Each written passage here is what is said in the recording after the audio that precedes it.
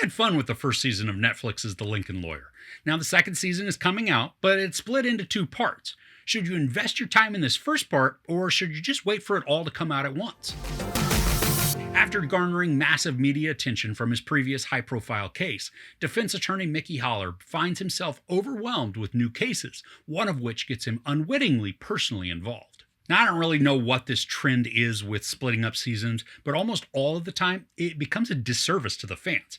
Now, obviously, this isn't the case every single time, but the majority of the time, it seems to ring true. Season 2 of The Lincoln Lawyer picks up with Mickey Haller inundated with requests for representation as well as media interviews, making him one of the most sought-after defense attorneys in LA. The second season is a little more convoluted and packed than the previous first season. And it's not necessarily a bad thing, but there is a lot more to focus on, and I found that the narrative was bouncing around between several character arcs, almost like there wasn't enough to tell about Mickey and his case. And there are minor cases that he takes on that intersperse with the main case, and sometimes these are interesting, but ultimately they only work to show how clever Mickey is when it comes to working his opponents. And the main story arc I thought the season was taking on turned out to be something different. And again, that's not a bad thing, but it was sort of a shift in the storytelling because I thought we were going one direction and then we just switch and go someplace else. Now, I am liking the complications that continue to rise in Mickey's main case. He's emotionally invested, which can be both good and bad, but every time it seems he's taking a step forward, he gets surprised by something new and takes a couple of steps in reverse. And it does work to make the story intriguing, but also begins to feel more drawn out than necessary. That this could have been told just in a much more efficient manner. And maybe that's because the main case doesn't actually have the meat to sustain a full 10-episode season arc. Now, I don't know yet, since part 1 only contains 5 episodes, and the story isn't anywhere close to being completed.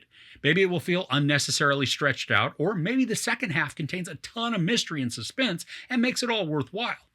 Neve Campbell returns as Haller's first ex-wife, and I'm really enjoying their dynamic. It's strained, but in process, slowly trying to progress into something positive.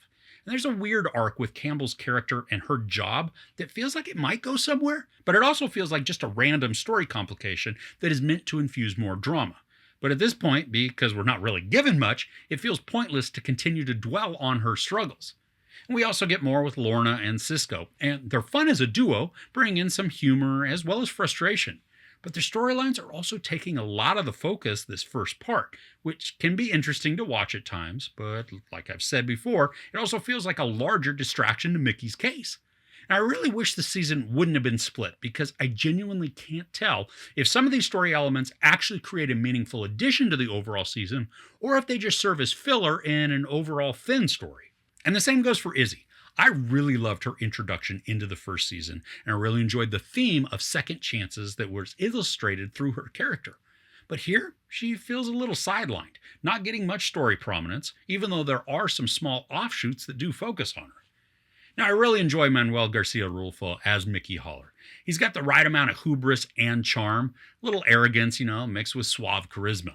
And while his actions could be seen as slimy at times, I never feel that way about him. And that's a huge difference there, because if he were slimy, he wouldn't be relatable or a character that I'd want to support or see succeed. And the episodes are only about 45 to 50 minutes, so the binge is a quick one. But I think even with that, you might be better served and find it much more engaging if you just wait until August 3rd for the second part to release, so that then you can binge all 10 episodes at once. You'll be able to have the complete story arc, and ideally, and since I haven't even seen the second part yet, the story will focus more on Mickey's main case and introduce more intrigue and mystery that will make the series a more captivating watch. As it stands, the mystery's only so-so. I'm enjoying the setup, and while I could use less of the tangents that the story takes on, Manuel Garcia-Rulfo in the lead role, he continues to crush it. The addition of Lana Parrilla to the cast adds a new and frustrating dynamic, and hopefully it will also lead to some additional intrigue. The pacing is mixed, thanks mainly to the shifting story focus, so I'm hoping that the second part finds its footing, which will allow the series to regain the allure and charm, as well as engagement that was present in that first season. There's no sex or nudity, a lot of profanity, and some violence. Now, I'm going to hold off on giving this a score since it's literally only half the story. But do know that while I had some fun while watching, I'd recommend waiting until the full season is available to get the story as a whole. So are you a fan of this series, or even the novels that it's based on? Who's your favorite character? Let me know in the comments below. If you enjoyed this review, please give it a like. Also, don't forget to share and subscribe. I'm Chris. This is Movies and Munchies. Thanks for couching with me.